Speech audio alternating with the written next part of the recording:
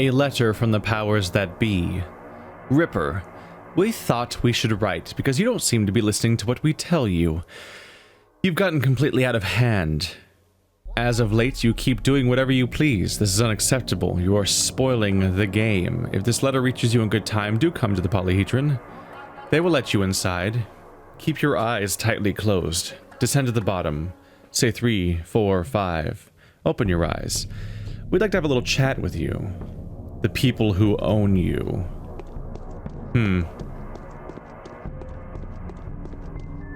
What is going to happen? I'm trying to remember which one of those was. When I talked to the powers that be, that was the 2 children in the park, right? Was that when I just cured one of them?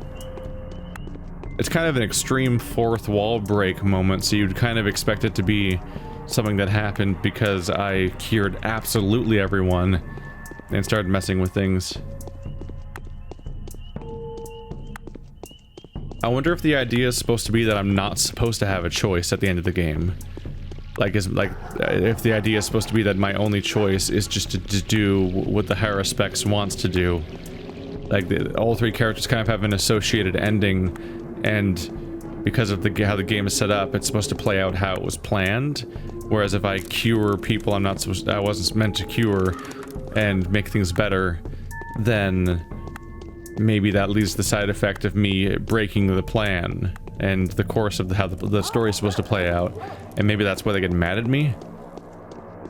I genuinely can't remember if this is how I talked to the 2 kids or if a different scene played when I did this. I'm honestly not totally sure.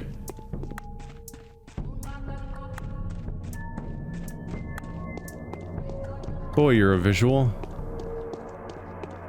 What's a little weird is that looks like a stinger so much, right? But that's not the part that's into the ground. It's the staircase itself.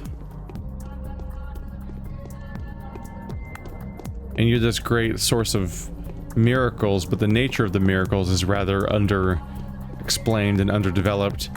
At most, it's a thing that... It was supposed to be a thing that lets the kids visit places and see places, apparently. Although that could just be their imagination for all I know, but let's just assume they're telling the truth. I guess the main thing is that it's some sort of conduit or housing chamber for Simon and Kane. That all runs with the assumption that Georgi even knows what he's talking about and isn't just completely insane. But if Georgi's wrong, then if you choose the Bachelor ending, then you're not getting any version of an order. Let alone whether or not it's the right one, or whatever. I got a needle up here. You guys should really be more careful with your resources. So they let me in, but Khan is not here.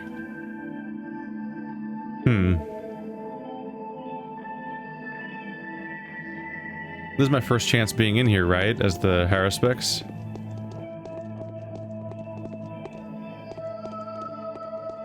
Oh, that way. It is a neat visual.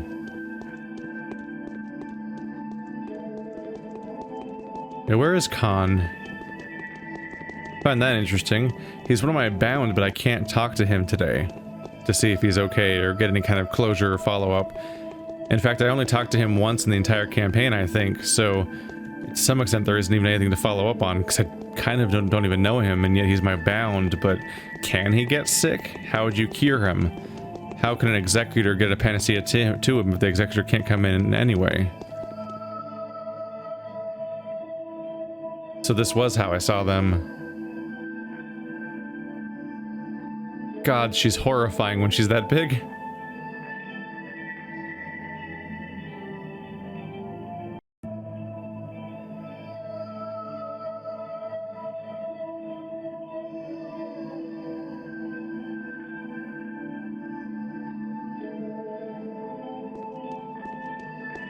Why are your faces nightmares? Man, your version of the polyhedron is huge. Like the size of the entire town. And the abattoir doesn't make it into the sculpture at all, strangely enough. Don't be upset. Being a toy is also nice. But why did you play it like this? We've been to a funeral. We've just come back from the cemetery, actually. Oh, I see. So who died on you? We won't tell you. In fact, it's all just fantasies anyway. No one's died. It just doesn't work like this. There's no death, get it? Your game works exactly like this. At the end, I guess? I hope I can switch places with you someday. Everything happens. Then you'll know that it's like being a toy in the hands of a monster. Look, Haruspex is here. He's so big. How did you find us? Ooh, so lifelike and so angry. You little pricks, tell me everything you know before I beat the living hell out of you. Hey, keep your hands off to yourself. Little doll. A little doll smarting around. A doll? Me? Yeah. Well, you personally have grown a bit big. I'll rip your heads off. We didn't touch anyone. We're playing town here. It's so fun, you know. You were here too. Well, we thought you were there. But you turned out to be real. So you thought I was a plaything? No, you aren't our plaything anymore. Show me your sandbox. What? I can't interact with it though, can I? See? Doll, it was us. We've arranged all this. Turned out to be great. We've never made a world like this before. It's magical. We planted it. And here's what has grown up. And now there's rot everywhere.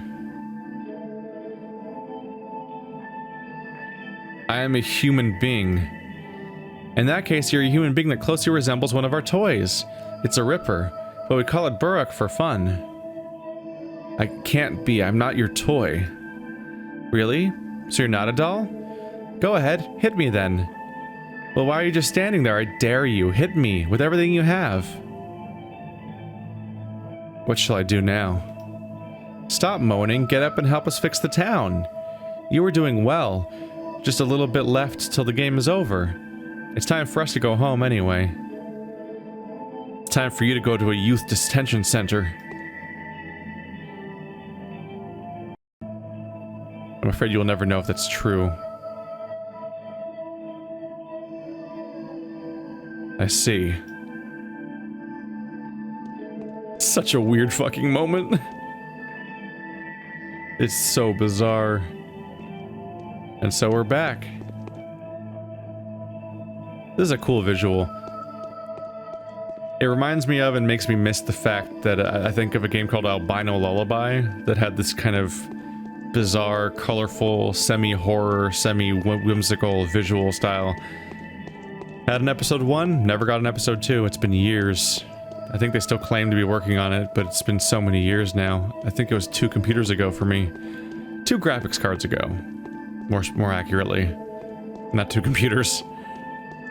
I do not go through computers that quickly. The trap here is that if you don't like the interpretation of these children being the ones that are playing this whole game, and the whole game's not real, even though it is a video game, so of course it's not real, but the idea that even in universe it's not real, if you don't like that, you could still just talk about the fact that this is the polyhedron. We don't fully understand the polyhedron as any of our characters, as far as I know. Maybe you teleport to real locations and see real people and so on, and maybe this amazing impossible contraption has teleported you out of the game itself and into reality, in which case, Jesus, those kids got a really good toy apparently, if it can teleport you out of their toys into reality as presences. Or it could be an entirely fake thing. Like, if you wanted to, you can interpret that entire scene as being a construct of the polyhedron. And not real, even in the universe. You were invited there by the powers that be, though. What if the powers that be are themselves, like, what if it's like the equivalent of, like, when, I just think about, like, what if it's like the equivalent of, like, if, in, Star Trek, sometimes they have the holodeck and like the things made on the holodeck in Next Generation, like in some episodes they go rogue and they become self-aware. It's like, what if that's what's happening and that's how you get these messages from the powers that be? I don't know. There's a few fun ways to go with some of those things. And all of our interpretations might be equally valid, because Jesus Christ, I can't tell what's happening. Final talks. You're too early. The Queen will be deciding upon your fate. Oh, at 7 o'clock. Okay, I'll come by later.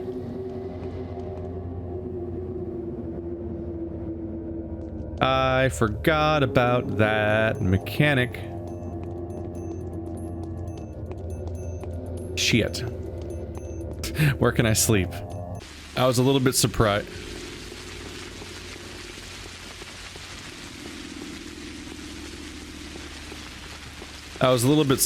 But I can in fact sleep at the Bachelor's house. Like, no big deal. Indeed, it was a sandbox plague. The children who were playing there must have been on their way home from the funeral. A sorrowful game may have seemed an appropriate diversion to them. Or maybe they simply felt their childhood was slipping away. One way or another, the hero has been bitterly deceived. All this time, the hero took himself to be a living man who was trying to rescue his fellow human beings. Beyond doubt, this belief has filled him with fervor, helped him to reach the finale, and even be somewhat triumphant. In vain. It was all in vain. The hero was but a puppet, striving to help the imaginary population of a town that was nothing more than a drawing. Strangely, there was still not a word to be heard from the powers that be. Perhaps they became bored of it all, or were called back home for supper.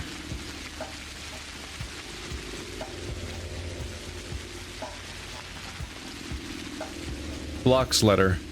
Artemy Burke, if what I am told is right, you must be the only physician of some moral integrity in this town. You are the only one to have avoided any dealings with the wretched Inquisitor, a fact all the more confirmed by her trying to give the opposite impression. I am somewhat confused, so I believe the best I can do is to go with your decision, whatever it is. The proceedings are to begin at 7 at the cathedral. Before 6:30, you may find me at the town hall. Commander Block, 4th Army Commander. Aglaia's letter. Our fate will be decided today. There are so many things I want to tell you, but would never dare to utter. I'd rather not write you at all than influence your decision. The one thing I am fully convinced is that your father's inheritance, denoted by the sign of the Udur, is the town itself. The settlement made of 3 parts: earth, knots, and stoneyard. Everything else I would expect you to know already. We won't see each other before the council. This is how it has to be. Whatever you choose, I will understand it. A. Come, Haruspex, the assembly is awaiting your decision. The queens of this chessboard are in deadlock. They have each other pinned down. The game may very well end in a tragic stalemate. You are a pawn that's become a queen. Finish the endgame. Let me through.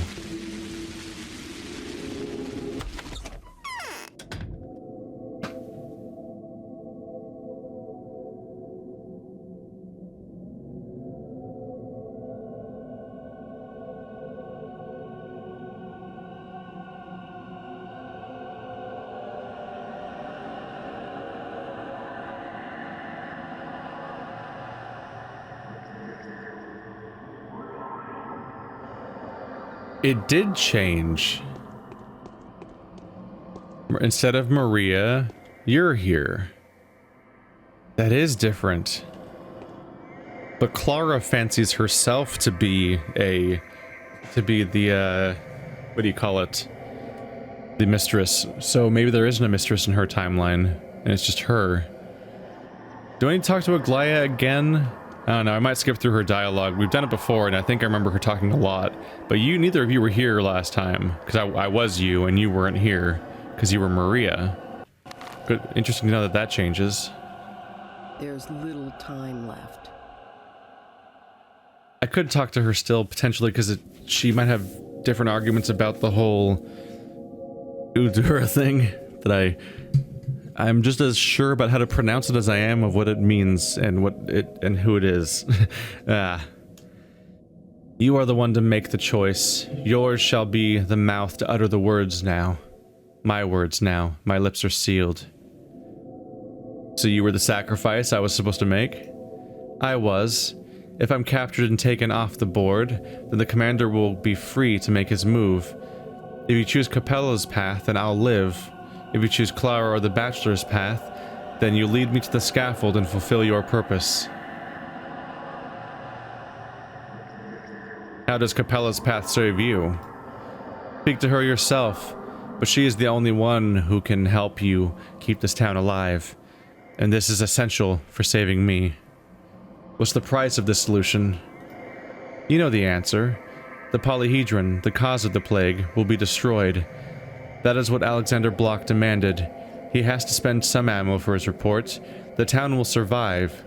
That is my pardon warrant. That is how you fulfill your destiny. I'm really frustrated by the fact that, like, if I'm the authority, why can't I pick his target? Like, if he's... Like he's willing to shoot the polyhedron or the town, which are mutually exclusive, apparently, but he won't shoot, like, the steppe or the abattoir or any other structure. I can't propose any other option. But the sacrifice. The destruction of the polyhedron is quite an adequate sacrifice.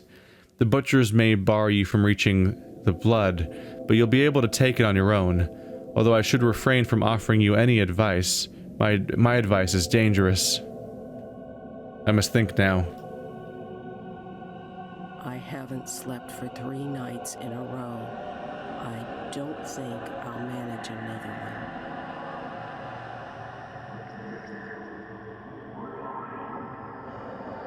And that means what? We are all toys? Yes, exactly. Not a pleasant surprise? I thought I was a person. I didn't know myself at first either. My only advantage was that their mother took me to bed with her when she was young. I know many things they don't. What? The Inquisitor knows she's a toy? The Inquisitor's been around for so long that she was a toy that their mother took with her? Did I reveal this last time? The Inquisitor is such an old toy that she was one of their mother's toys. So you're older than me. Never thought about it. It's not like we have age. New ones are better than the old, that much I know for certain. But they restuffed me not long ago and made me a new dress. See? That probably makes you a bit older than me. What did we ever do to them? Me? They hate me. And I loved them so dearly all my life. When they were still little babies, I dreamt about how they would grow up one day and finally start playing with me. Instead, they loathed me from the very start. Was it because their mother wanted them to like me? And the plague? Is it a game they play? No. The town is a toy, but the plague is real. Go outside, walk the streets, you'll see. Their make-believe has nothing to do with it. They are scared to death themselves. They just come home from a funeral. I don't even know who died yet. Maybe that's the real cause of all this? I refuse to believe that. What if the mother died? They said, haha, it's all make-believe. Nobody's dead. Haha, nobody died. What if that's their way of saying that they play this game to escape the fact that they just came back from their own mother's funeral or something like that? I jumped to the mother because she's the only existing character. Were you really lying to me? I never told you the whole truth. Is that a lie? Yes. I kept from you my desire to crush the evil tower, but you could say I hold no obligation to reveal that. You didn't tell me that you were the sacrifice the kin expected. See? You found out everything all by yourself. I never resisted you. Trust me, all I had to do was keep you in the dark. To keep you in the dark was endeavor to do so. Imagine, you make your sacrifice, and at first you don't even notice that the butchers never accepted your offering to the earth. And then one day, you do. But I'm far away by then. No, I still don't believe you. The contaminated town will have to be destroyed. It's sodden with the sand dirt that can't be eradicated. I see the Inquisitor lady has charmed you into submission. You shouldn't trust her. She'll take advantage of us all, including you. What did she ever do to you? She lied to me. Fooled by her, I was acting on her prompts the past few days, and I even encouraged others to do the same. My discovery has been reinterpreted and presented in a fashion that has turned truth into lies. I've been violated. So what? Think you're in a better position? She has simply chosen a different tactic for each of us. She has abused my hate and anger. She has abused your love and sense of commitment. I wonder what she did to get to Clara. If she found the changeling worthy of her schemes at all. If you were still fooled by her, how come you speak so confidently? What if it's also a part of her plan? I was lucky enough to reveal her plots. I think that's because Because you're smarter than me, Oinen? Is that what you wanted to say? Let's put it this way. Because I am more predisposed to logical thinking. Okay, I get it. You look unhealthy. Wow, thanks. And what do you suggest? I suggest you use the chance she is giving you, or do the unexpected. Although, what if she sees through that too? It's scary to think how far her acuity goes. Really. Perhaps I tend to demonize her, but I'm furious about what happened to me. And you want to keep the polyhedron intact just to spite her.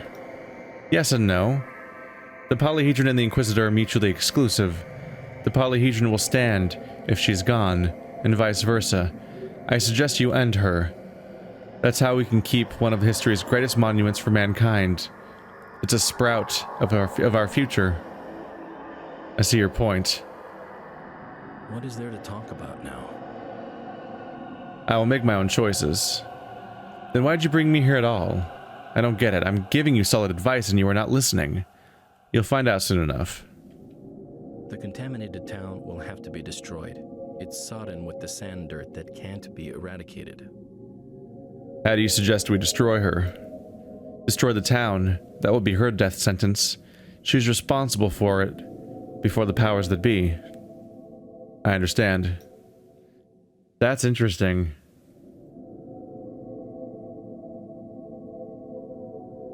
So the children always hated the Inquisitor. And so that's why she was sent here on a suicide mission. She was sent here by the powers that be on a mission that she supposedly cannot succeed at, because the only options are for her to be... Either she fails to save the town, or the town gets saved for reasons other than her, is more or less the outcomes. So she's always doomed. And the background detail is that it's because, specifically, the children themselves just hate her as a toy. Yes? So the people I have told you about are alive after all, are they not? Why do you think my victory is impossible without them? You wanted to protect the town, didn't you? But the Urdur is a living being. It's a body that contains the world. And do you really think that the world can exist without activity inside? Who is going to govern it? Who will paint it different colors, tints, and shades? I will distribute these roles among the children when they come of age. Tell me what the children I've saved are going to do until then. The Mother Superior will start managing the kin right away. You don't really understand their day-to-day life, do you? You can rule and guide knowledge. If will be the power of Malachite in black? Go on. Notkin will be a scout, exploring the steppe for now. You'll also keep an eye on the warehouses and the station. We will have to start communicating with the big world soon. Red gold will be his color. Who else? Murky will look after street improvements. The town must look pretty. I will also assign her to be in charge of the water supply and the sewage. She will become the lilac mistress. Very nice. Sticky will be in charge of commerce. He'll be the chief merchant. controlling all shops in the town and making sure everyone has everything they need. He will become a ruler later, just like the other boys you have saved. His power will be of amber color. Right. Grace will keep doing her job. She'll bury the dead. They have a whole realm of their own, you know. They need a caring hand, too. She'll be the beige mistress, the most boring color of them all. The most valuable aspect of this color is the subtle shade of dawn, a little nuance of pink and lemon. And who will be the head of all this? We will enter into a marriage with Khan. This will put an end to the enmity and disagreements of our families. We will restore the harmony of ruling. I will become a mistress and will do what my mother used to. Khan, with his army of dogheads, will rule the town. I'll make him white, as I am. So that's what the town is going to be like now. She does exactly what I want her to do. If the outcast children live, this chimera of a town will turn into a town of men. I will arrange it. Help me get into the cathedral, will you? You're already here. I don't know if you noticed. Can I still save in here? I can. Right before the decision. I can't take... It's tempting to do the choice about like, oh, and I embrace the kin, and I give them the sacrifice they want, and the Bachelor gets what he wants, because the polyhedron stays intact, and it's tempting. But at the same time, I'm so tired of prophecy and bullshit and people just making crazy claims about nonsense and just talking about destiny and sacrifices and the lines and so many other things that they refuse to explain or articulate why they matter and what's going on with a lot of these things. And then Capella, like a goddamn saint, just comes in here and gives me exactly what I want. She gives me a concrete plan that makes sense about how this town will rise from the ashes and how all these different people that I've saved will be in positions of power to manage different parts of the society and make it a society. And like, you know, an actual plan for the future that's not in vague, bizarre, confusing terms of unknown importance that I can't know if I trust or not. Or making decisions about who the Udur may or may not be, and going back and forth between the two of them, and trying to make some call about what the hell's going on. Like, no, those people, I've saved them. They're alive. If we get rid of the polyhedron, then the source of the plague, which we have identified, will cease. And I can cure the people that need to be cured. And Capella has a plan on how to move forward with the society, and based on the society's rules, if she's the next mistress, which apparently she is, then she basically already is the leader, so she will have the power to execute on those ideas, which she gave in very clear detail to me. She was one of the only characters to ever give me such clear details about anything, aside from like when Vlad talks about really specific details about, like, you know, quarantine procedures and why he lied to me about the abattoir and stuff like that. Like, Vlad and Capella will just tell me things up front. Also, I feel for her. She's this horrible, tortured figure because we know that this is all a stupid game for kids that isn't real anyway. And we know that those kids just hate her and sent her on a suicide mission. And so rescuing her from that is kind of endearing. Blah. But at the end of the day, this is also just a whole thing where maybe nothing matters because it's all a children's game anyway. I don't know. I think I'm gonna save the town, even though it's the same thing I did last time. It's just so hard to justify based on the information the game gives me, making the other choice. But I think I'll load a save and then watch the other one anyway, just because we haven't seen it. But here's my real choice. Oh my god. I'm gonna break soon. A crowded text field. So, Baruch the Healer, your father used to be the leader of the local caste community, which is important to me. It was neither greed nor plotting nor circumstance that has informed your choice, but your conscience alone. I've been given orders to level everything here, but if that's not necessary, I'm willing to trust your judgment, risking my life and honor, for I am merciful. Where should I point to the weapon?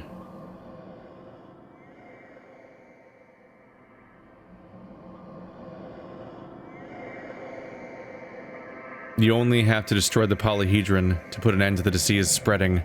There's no point in razing the whole town. So there's a certain deposit beneath the town that will allow you to make enough panacea. Rumor has it it's blood. Indeed. How do you prove that this choice is sensible? Here are my arguments. The panacea, the evidence of an underground blood deposit that feeds the town, my rightful and supported claim to take this blood. I've seen a report claiming that the kin will not let you have this blood unless you kill the Inquisitor. Is that true? It is. How are you going to kill her?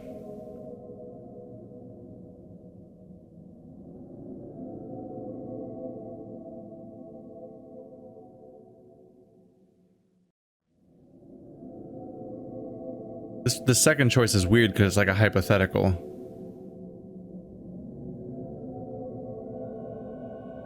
I'm not. We will destroy the tower. The blood will pour out from the tear in the ground. That will be enough. True. That's what I've been told. Victoria Olgomskaya, styled the White Mistress despite her young age, confirms that you are capable of accomplishing this goal. The people you have saved support your claim. Act then. The cannons will rumble at 10 to 12. Evacuate the children from there by 10. It'll be taken care of. Aglaia will give orders. This is my choice.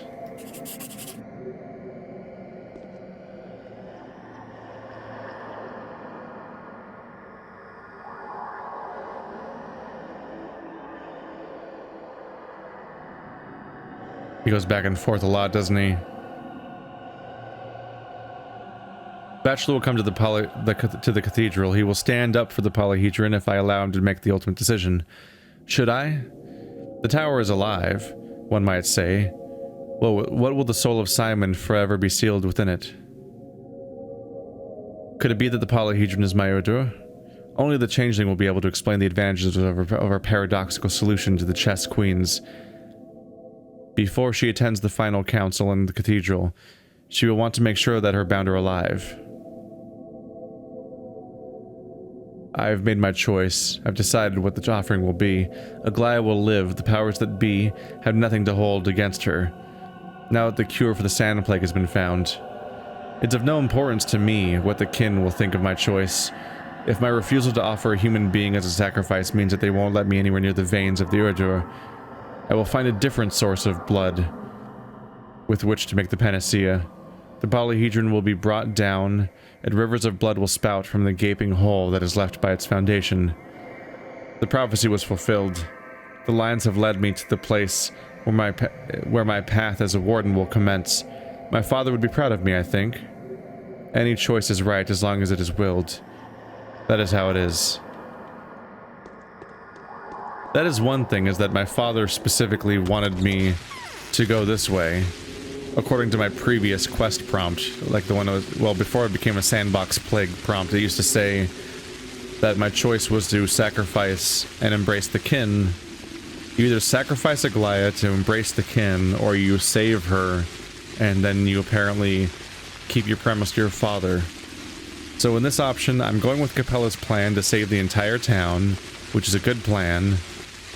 And I'm saving the town, and my father would be happy with me.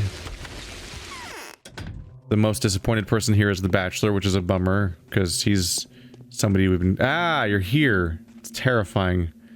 I just want to sleep in your bed. Hang on.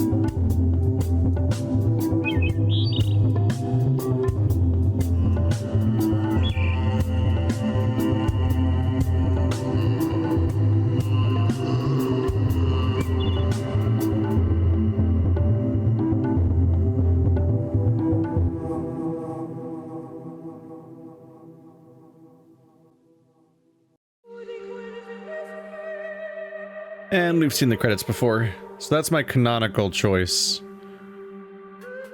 Yeah. Did I make another manual save there? I think I did. That's my canonical choice for this playthrough. It's just so hard to sacrifice the entire town and justify that based on really vague claims and stuff. I'm feverish. But let's see the other solution, because I just want to see it. I've come, but I've changed my mind.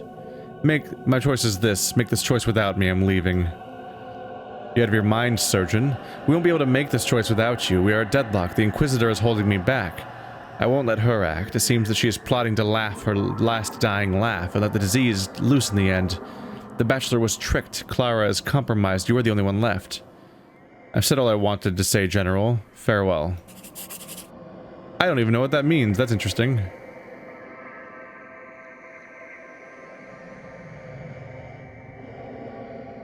Nothing is keeping me from entering the cathedral. I have a feeling, however, that the cathedral is the real trap, not the theater's warning suggested. I renounce my freedom of choice. Let somebody else decide, and let it be as may. I assume the Bachelor will make the choice in my stead, but I'm not really sure. That's interesting, but that's even an option. To just evacuate. In this case, the only person here is the Bachelor, so I assume it'll be him. There's definitely something full circle and satisfying about saving the town and Capella being leader, because the first thing you see in this game when you launch it is this cutscene of a bunch of children, and seeing the very same children in their happy ending outro is kind of nice. It would be nice if there was more, you know, real cutscenes in this game, though. Ultimately, you just see people standing around in interesting poses and music plays, and that's how every cutscene in the game more or less works. And it's a bit odd at times.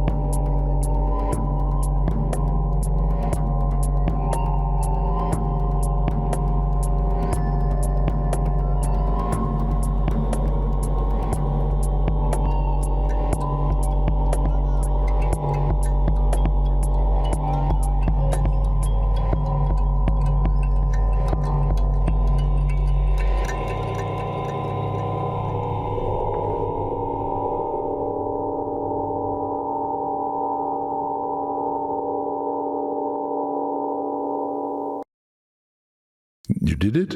It was a free choice. We acknowledge the victory of the player. It is indeed miraculous. The exit is clear. It shouldn't have happened. The miracle must be real.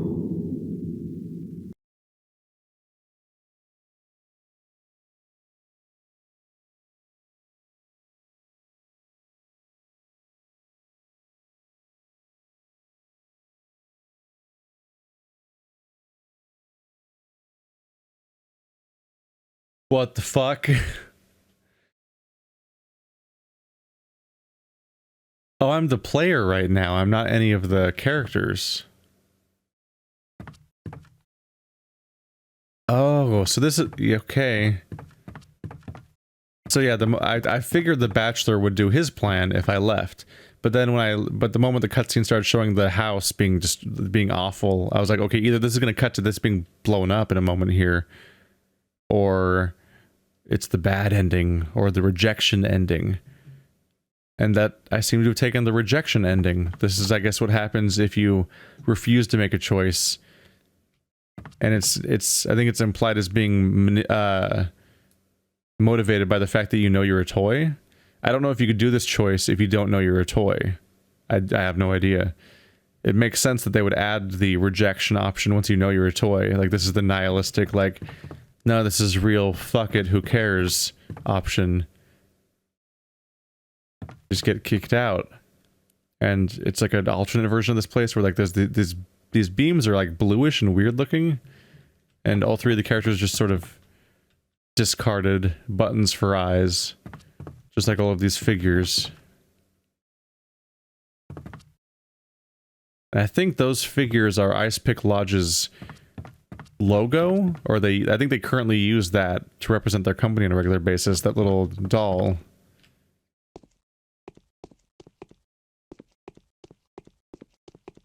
I take it all you can do at this point is just try to walk out, right?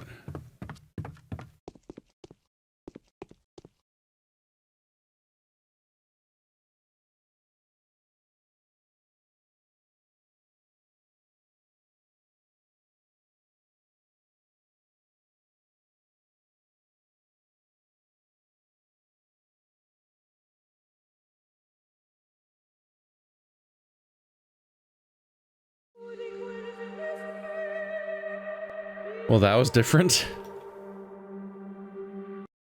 That was definitely different. Okay, let's actually make the Bachelor's choice and see what that one's like. That was... It's neat to see these... It's good that I have access to my save. It'd be brutal to have to do a 60-hour playthrough every time you want to do one of these things.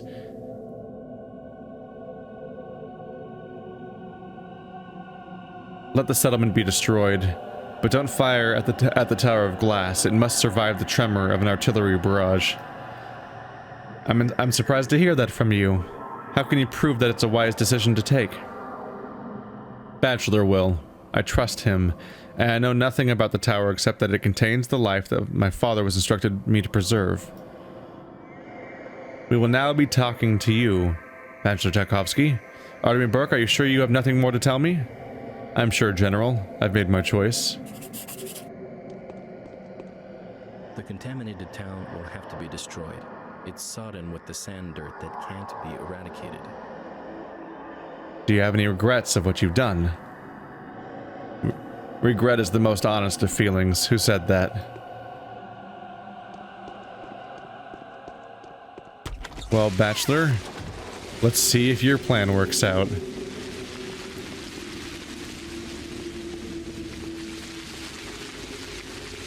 I think that, above all else, is where his reputation comes in. Because he has this reputation for being ruthless and being willing to sacrifice everything for what he wants. But in action, at least when I was playing as him, that almost never actually came up. But his solution at the end of the game is to kill everyone. So that's definitely an example. That's definitely applicable. Really creepy how he's always here. Like, you were just there. I know you were.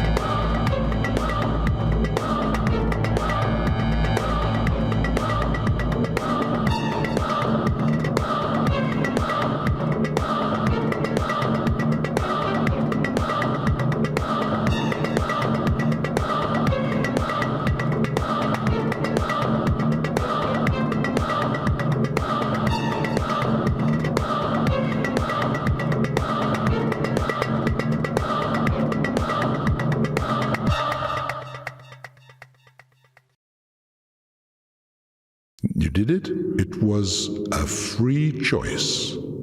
We acknowledge the victory of the player. It is indeed miraculous. The exit is clear. It shouldn't have happened. The miracle must be real.